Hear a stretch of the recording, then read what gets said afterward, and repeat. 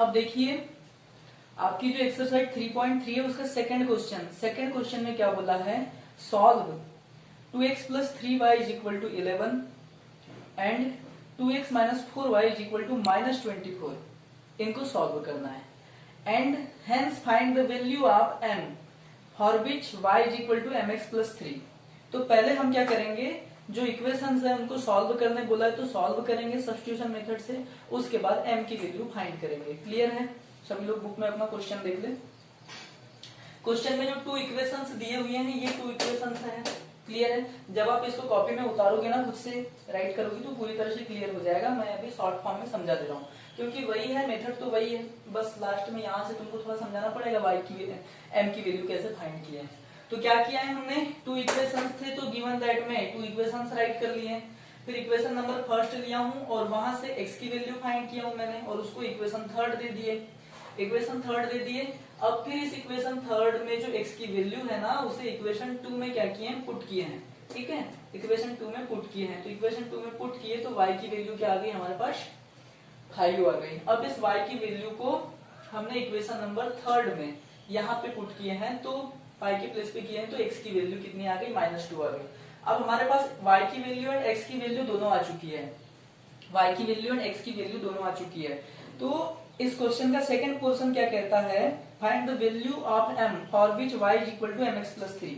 मतलब हमारे पास क्या है, y is equal to mx plus 3। Now we have y is equal to mx plus 3। तो यहाँ से हमको m की वैल्यू फाइंड करना है। m की वैल्यू कैसे फाइंड करेंगे, x एंड y की वैल्यू यहाँ से देखो, ये y एंड x की वैल्यू यहाँ पे पुट कर देंगे तो m की वैल्यू फाइंड हो जाएगी।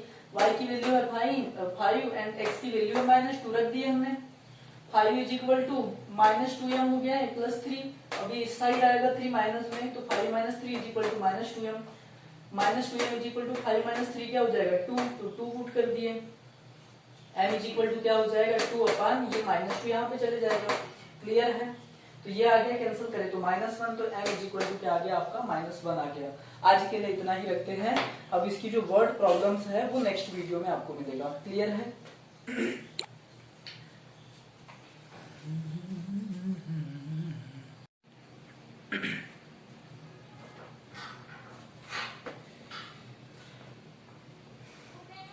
Good morning students. आज हम लोग जो एक्सरसाइज 3.3 जो है उसका जो थर्ड क्वेश्चन है, थर्ड क्वेश्चन में जितने भी वर्ड प्रॉब्लम है उनको देखेंगे, है ना। तो थर्ड क्वेश्चन बोल क्या रहा है, from the pair of linear equation for the following problems. अच्छा, form the pair of linear equation for the following problems, मतलब जो वर्ड प्रॉब्लम दी हुई है उनसे आपको क्या करना है, linear pair of linear equation बनाना है खुद से। मतलब वहां दिया हुआ नहीं है लीनियर इक्वेशन,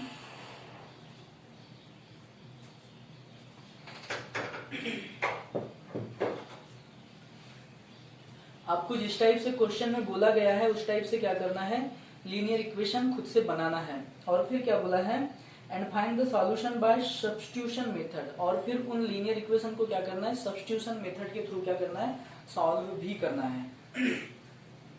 तो फर्स्ट एंड सेकंड थोड़े इजी लग रहे हैं, first second third.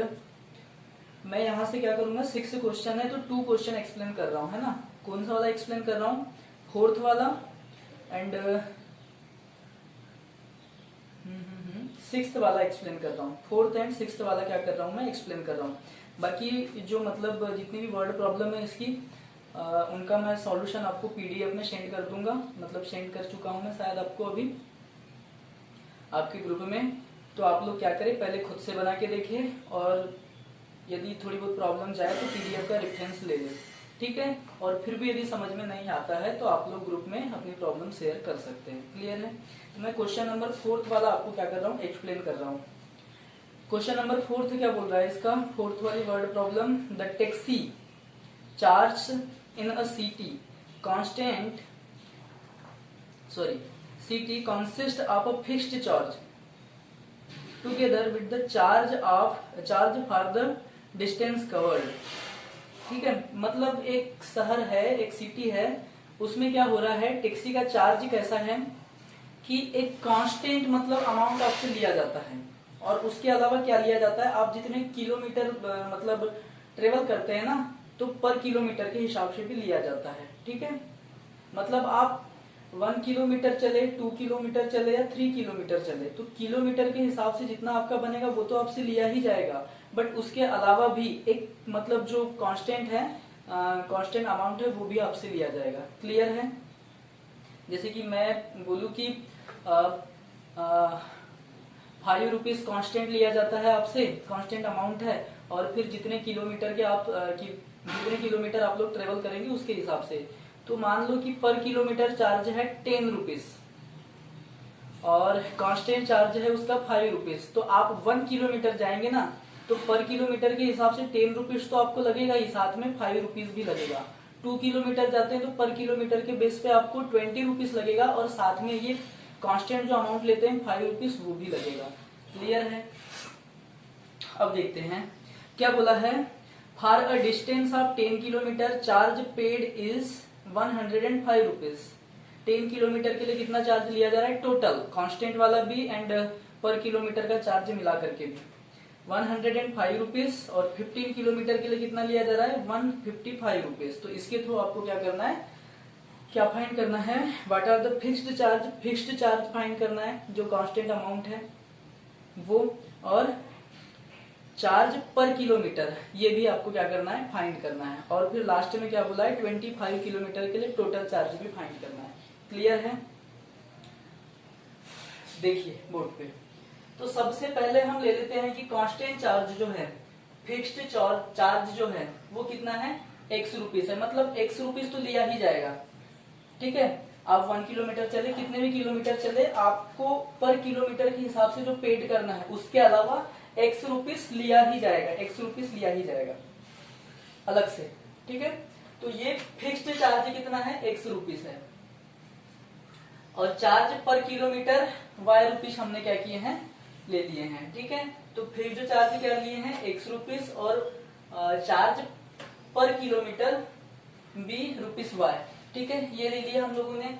According to question charge for 10 kilometre, 10 kilometre के लिए चार्ज कितना है 105 रुपीज।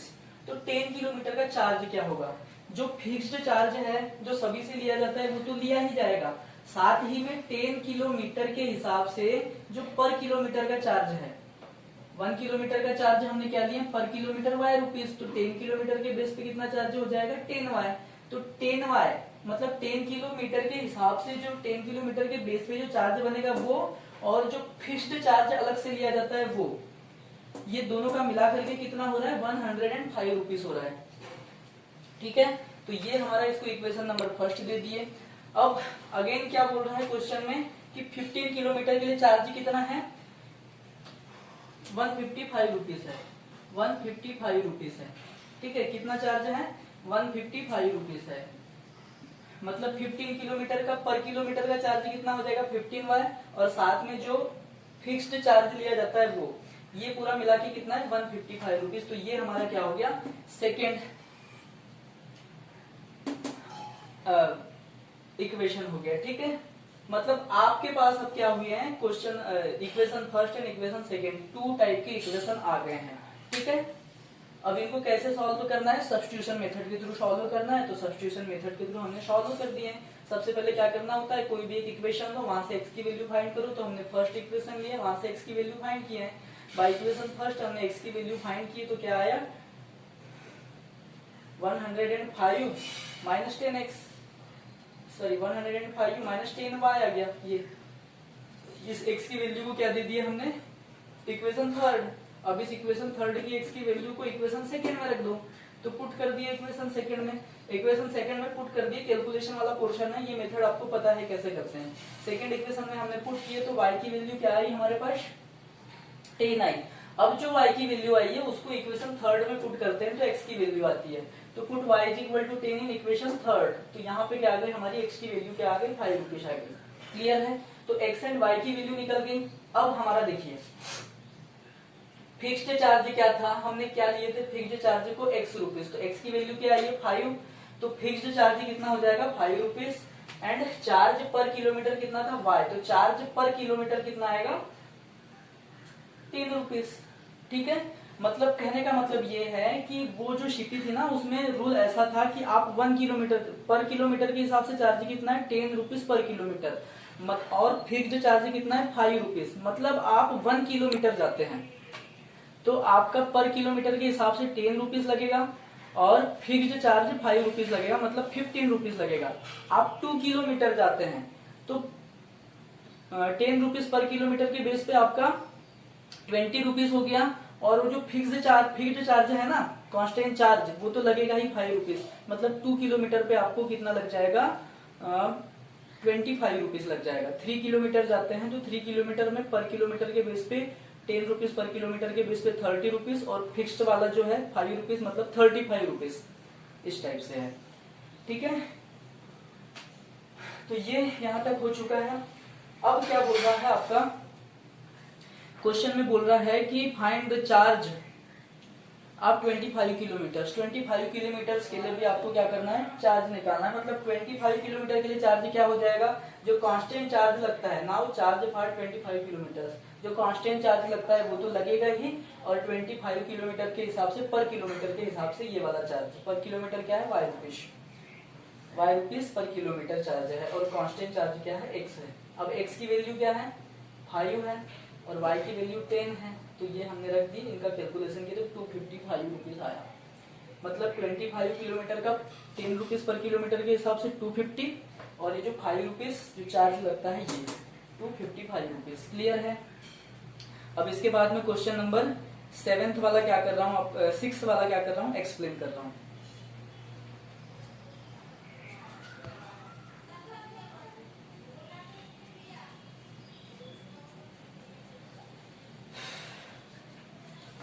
देखिए क्वेश्चन नंबर 6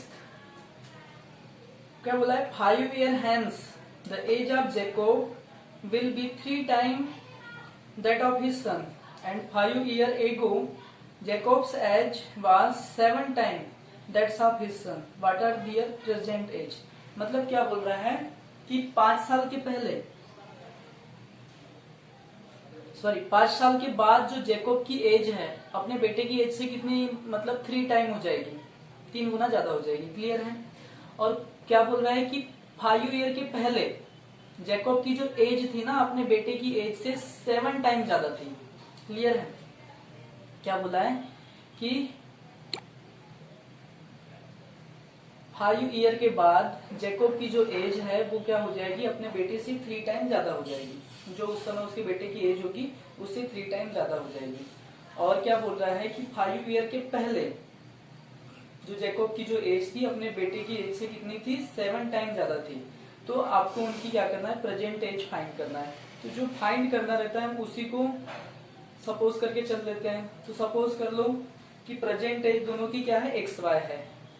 जेकोब की एक्स है, जेकोब के बेटे की वाई है। ठीक है।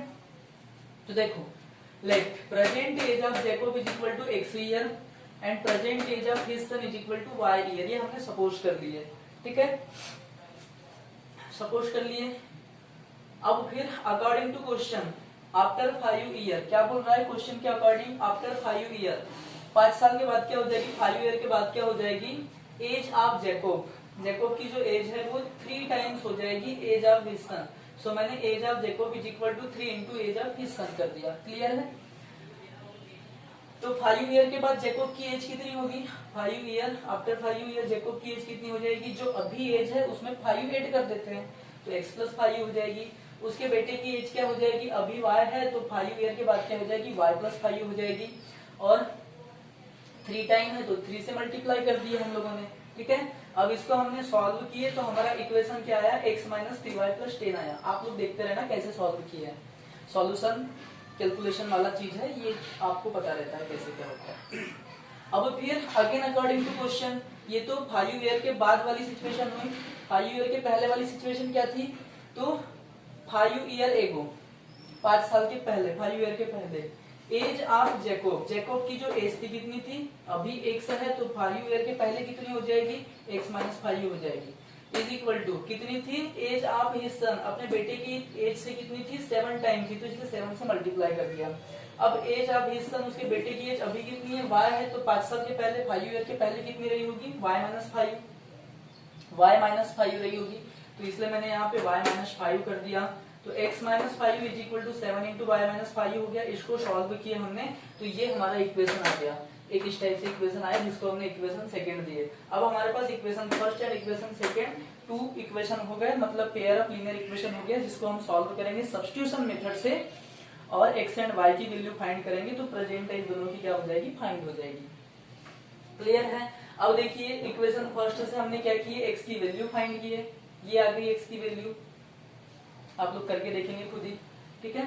तो ये क्या हो गया, इसको इक्वेशन थर्ड दे दिए। अब क्या करते हैं हम लोग, जो x की वैल्यू इक्वेशन थर्ड में आती है उस x की वैल्यू को इक्वेशन सेकंड में रख देते हैं। तो इसमें इक्वेशन सेकंड में x के प्लेस पे 10 प्लस 3y रख दिए, तो x के प्लेस पे 10 प्लस 3y रख दिए। ये देखिए पुट करने पर राइट कर दिया मैंने, तो ये इतना आया। इसको सॉल्व किए तो y की वैल्यू क्या आ गई, 10 आ गई। y की वैल्यू क्या आ गई, 10 आ गई, ठीक है। अब इस y की वैल्यू को इक्वेशन थर्ड में रखते हैं, तो x की वैल्यू कितनी आ गई, 40 आ गई। मतलब x की प्रेजेंट वैल्यू कितनी है, 40 है, y की वैल्यू 10। मतलब अभी प्रेजेंट एज ऑफ जैकोब कितनी थी, x ईयर, तो present age of Jacob is equal to x year मतलब 40 year, and his sons is equal to y year मतलब 10 ईयर, ठीक है। तो आप लोग क्या करना, सबसे पहले मैं थोड़ा फास्ट में जल्दी में एक्सप्लेन कर दिया हूँ ताकि वीडियो बहुत ज्यादा बड़ा ना बने। आप लोग क्या करना, वीडियो पूरा देखना, वीडियो पूरा देखने के बाद उसको कॉपी में राइट करना। जैसे ही आप कॉपी में राइट करोगे, खुद से सॉल्व कैलकुलेशन वाला पोर्शन मैंने एक्सप्लेन नहीं किया हूँ, डायरेक्ट बता दिया हूँ, तो उसको खुद से आप जब कैलकुलेशन करेंगे तो खुद ही समझ में आ जाएगा। क्लियर है। और एक बार में समझ में आए तो 2-3 बार देखे समझ में आ जाएगा। अब यहाँ की मैंने 6 वर्ड प्रॉब्लम थी आपके पास, तो 2 एक्सप्लेन करा दिया हूँ, बाकी 4 आपके लिए होमवर्क है, आपको करना है, आपको पहले खुद से करके देखना है। और यदि फिर भी ना बने, यदि कहीं समझ में ना आए, तो मैं पीडीएफ भेज दे रहा हूँ, पीडीएफ में इनका सॉल्यूशन है, तो पीडीएफ का रेफरेंस लेते हुए क्या करें आप लोग, सॉल्व करें। आई थिंक आप से क्या हो जाएगा, सॉल्व हो जाएगा। और फिर भी यदि कहीं प्रॉब्लम होती है, समझ में नहीं आता है, तो आप लोग ग्रुप में मैसेज के थ्रू आप लोग अपना प्रॉब्लम शेयर कर सकते हैं, ठीक है। आज के लिए इतना ही रखते हैं, बाय।